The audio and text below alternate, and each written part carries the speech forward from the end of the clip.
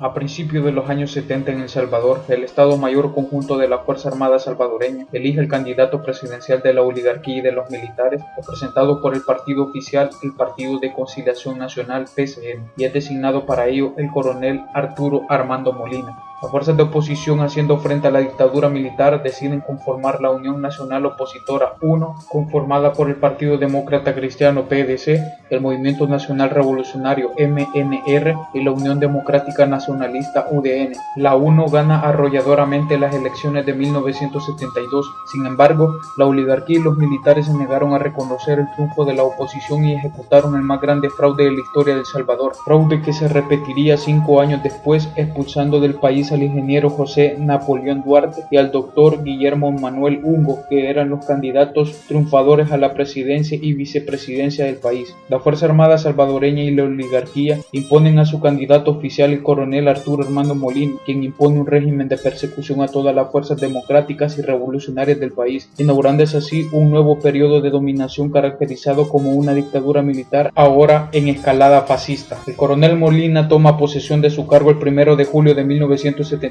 19 días después interviene la Universidad de El Salvador, cortando de tajo el desarrollo, la producción intelectual y científica del alma mater, iniciándose así una persecución constante hacia la Universidad de El Salvador e imponiendo un consejo de administración provisional de la UES, CAPUES, y a su policía universitaria, que reabriría la universidad intervenida más de un año después, no antes de haberla saqueado y expulsado de su seno a sus legítimas autoridades y a prominentes catedráticos. Años después de este hecho, el 25 de julio de 1975, las fuerzas militares del entonces presidente Molina, con su ministro de Defensa Carlos Humberto Romero, intervienen en el Centro Universitario de Occidente de la Universidad de El Salvador, en la ciudad de Santa Ana, para evitar la realización de un desfile bufo que los estudiantes santanecos desarrollaban cada 26 de julio en víspera de las fiestas patronales de la ciudad de Santa Ana, en la cual los estudiantes ridiculizaban al gobierno. La intervención militar del Centro Universitario de Occidente evitó que los estudiantes salieran ese día, pero en protesta a ese hecho, los estudiantes del campus central en San Salvador organizan una manifestación de protesta que parte de la ciudad universitaria hacia la Plaza Libertad en el centro de la ciudad capital,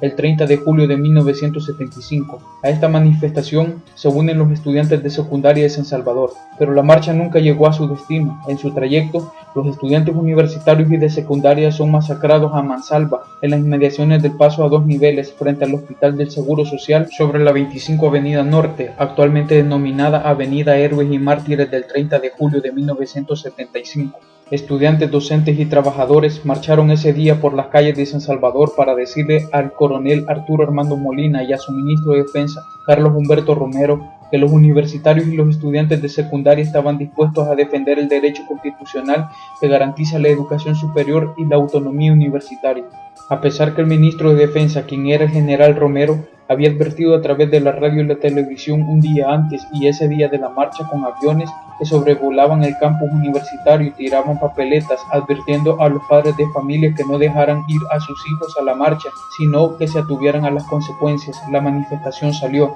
Los estudiantes no aceptaron que se pusiera una mordaza a nuestra alma mater y en defensa de la Minerva decidieron desafiar al régimen y salir en manifestación ese fatídico 30 de julio. Cuando los estudiantes miran las tanquetas y a los otros efectivos militares, deciden no continuar recto hacia el Parque Cotlán, sino cambiar el rumbo hacia el oriente sobre el paso a 2 niveles, pero en ese momento los antimotines de la entonces Policía Nacional junto a los efectivos de la Guardia Nacional, armados con fusiles G3, tanquetas, cascos, máscaras antigases, comienzan a lanzar gases lacrimógenos y a disparar sus fusiles junto a las tanquetas que avanzan disparando, ametrallando a los estudiantes que encabezaban la manifestación. Cuando los estudiantes quisieron retroceder, encontraban tanquetas que venían a aplastarlos y muchos estudiantes murieron de esa forma. Después de la masacre llegaron las ambulancias a recoger los cadáveres y los heridos y después pasaron los camiones de los bomberos tirando agua para borrar las huellas de sangre que habían dejado los asesinos. Hoy, no generalizando, la universidad se ha convertido en una cuna de ladrones, oportunismo, arribismo y corrupción